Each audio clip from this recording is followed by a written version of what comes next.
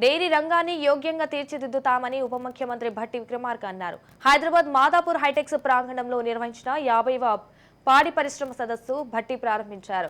3 రోజుల పాటు పాడి పరిశ్రమ సదస్సు కొనసాగనుంది.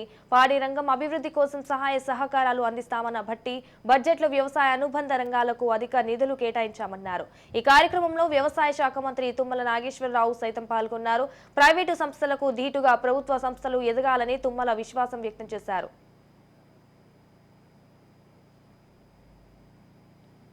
With nutritious values made the man or the population to grow tall.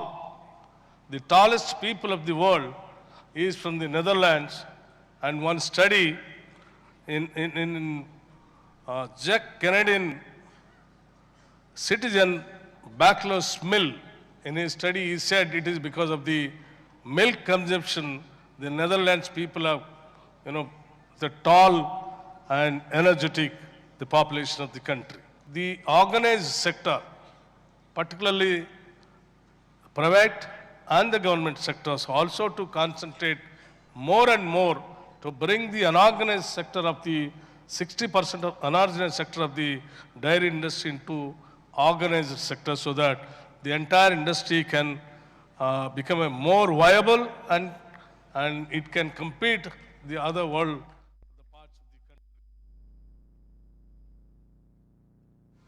Eenadu deputy chief మినిస్టర్గా ఆర్థిక మంత్రిగా ఈ రాష్ట్రం యావత్తు ఆ సిస్టాన్ని ప్రయోగించి ప్రతి మహిళకి కనీసం ఇంటికొక ఆవు ఇంటికొక పశువు ఆ స్కీములో ఈనాడు మన డిమాండ్ ఎక్కువగా ఉంది, సప్లై తక్కువగా ఉంది. తెలంగాణ ప్రజలు వాడకానికి తగ్గట్టుగా పాల ఉత్పత్తి లేదు. కాబట్టి దయచేసి ఈ ప్రభుత్వంలో రేవంత్ రెడ్డి గారి నాయకత్వంలో మా ఆర్థిక మంత్రి యొక్క ఆశీస్సులతోటి ఈ యొక్క రంగం ముందుకు పోయేదానికి నాకు తెలిసి గత కొద్ది రోజులుగా డౌన్ఫాల్లో ఉంది. అదర్ సిన్హాజీ, మీరు కూడా చాలా రోజులుగా ఈ వ్యవస్థలో ఉన్నారు. కాబట్టి దయచేసి నా కోరిక మన రాష్ట్రం ముందంజలో ఉండాలి, నెంబర్ 1గా ఉండాలి.